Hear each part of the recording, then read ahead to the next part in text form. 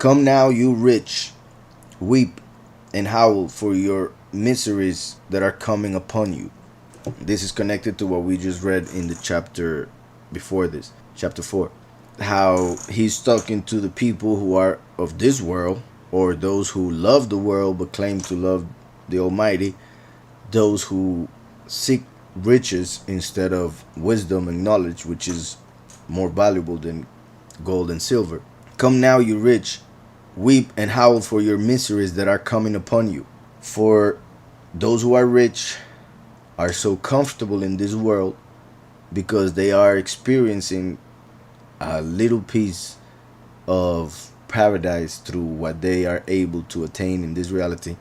So they fool themselves to think that this reality is paradise, obviously because of the way they are living. So they don't think about the rest of the world. So that means they don't have love for their neighbor. So that means that they are breaking the law. So those who are rich, when, for instance, when money all of a sudden doesn't have a value, they will go crazy. When they lose whatever makes them so comfortable, they will lose it. So, come now, you rich, weep and howl for your miseries that are coming upon you. To a rich person, to be poor, in most cases, obviously there are some who learn to be one way or the other, like Paul, for instance, and that is only through the Almighty and through knowing that His will is perfect. But other than those who are in that faith, other than that, it will be misery and worse than death for them to get to be poor in this reality, because in the other reality they will lose everything. So come now, you rich, weep and howl for your miseries that are coming upon you.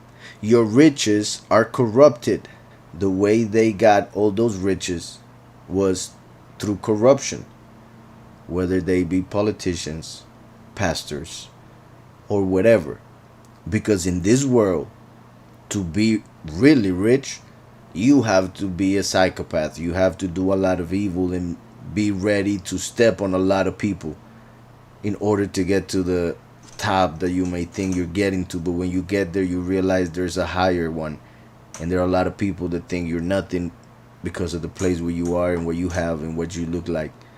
So people are trying to reach a certain amount of success in order to feel like they are worth something and that they even are greater than other people. And they don't realize that while they have that feeling, there are a lot of people above them that have the same feeling regarding them. And what I mean is to see them as less. So those who are trying to find success, to feel worthy or whatever in this reality, are really friends of the world and are hoping the enemy will give them validation, which won't happen ever. For to the enemy, everybody's just a number, a way to bring his system to fruition and him to be seen as God of the world, or really the God in the flesh, as he will manifest as the abomination of desolation. So your riches are corrupted, as I was saying, to be really rich in this reality, because of the way they set it up, you have to do some evil, something that is against the laws of the Almighty. Now, I want to make something clear. It is written, Yahweh is the one who enriches and who makes also people get to poverty. So he's the one who decides who's gonna get what, and everything that happens is for a reason and is a perfect reason, as I explained in the previous chapter, a lot of it, so I won't get into it this time. So the Almighty is the one who says, okay, even if it is to the angel of this world who is in charge of the fortune, for he is God, as written in Isaiah 65:11, that the people left Yahweh to go and serve God. God being Hebrew for fortune. That's why in the $1 bill it says, in God we trust. They trust. And they have the one eye of the of Lucifer, the all-seeing eye of horrors. So Your riches are corrupted, and your garments are moth eaten. And well, another thing I was saying. So Yahweh is the one who decides who gets rich. So somebody could get rich just by the plain and simple will of the Almighty, of course. But that person would be, if we're talking about a righteous person, would be capable of handling riches, and the point would be for him to use those riches in a certain way to bring the good news, the true good news of the kingdom to everybody, for the purpose in this reality is to reach the next one. It's to enter the kingdom of Yahweh. It's to save other people through what we do and say. Help them reach the Almighty through the salvation offered in Yahushua HaMashiach. So, Yahweh obviously can give riches to a person who is righteous, but it is not a normal or something that we will see a lot in this reality, and mainly in these times, as the way it works, the system, I mean. Although I have explained in the past, because of Isaiah 62, that it is possible that Yahweh will prosper the second coming, in order for him to fulfill the ministry of 3.5 years. That would be the purpose of it.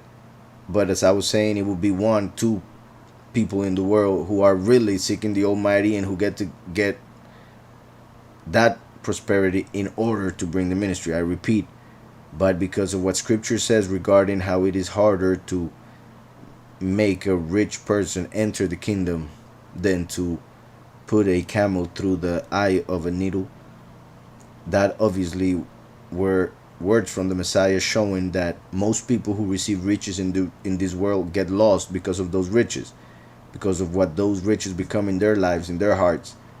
So hardly a rich person will be able to enter the kingdom. I hope that's understood, because of how misinterpreted one or the other verses could be taken by some. So, your riches are corrupted, and your garments are moth eaten.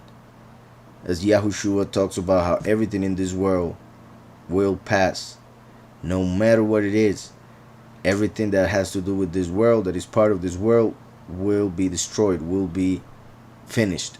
Represented by your garments are moth eaten. They might have all the nice garments right now, but if they leave it for a while, they will be destroyed. Your gold and silver are corroded, and their corrosion will be witnessed against you and will eat your flesh like fire. Your gold and silver are corroded. Obviously, it's talking about the spiritual part, what they don't see.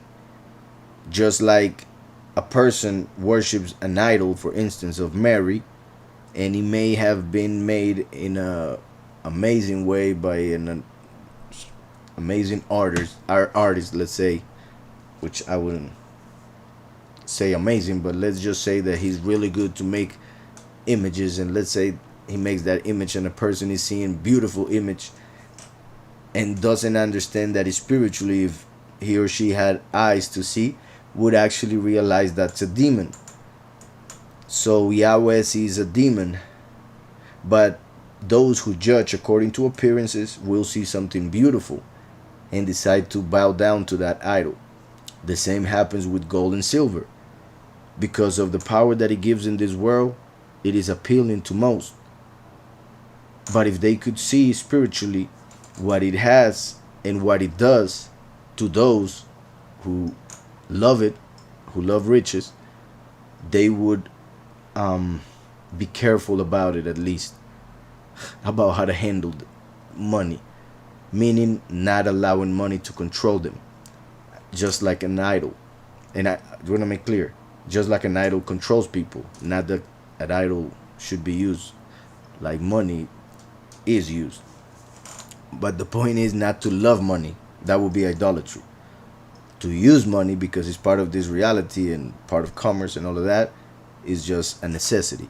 So, hope that's clear. If anything, just write a question. So, Your gold and silver are corroding, and their corrosion will be witnessed against you and will eat your flesh like fire. Those riches which they worship is what will eventually condemn them because of what they did with them. You have heaped up treasure in the last days. You have heaped up treasure in the last days. This is amazing. It connects with what we are experiencing. For right now, they are hoping to do the Great Reset. And I just saw some advertisement for it, which was pretty crazy. How clear it is that they are preparing the world for the New World Order, which the Almighty calls the Beast. And the world is ready for it. And a lot of people are asking for it. While there are a lot of people also that are awake, thankfully, and see what is happening and what they are doing, as seen by the comments shown below that video that I was mentioning. So they are saying that because of the COVID, economy is going down because, as they said in the video, capitalism is dead.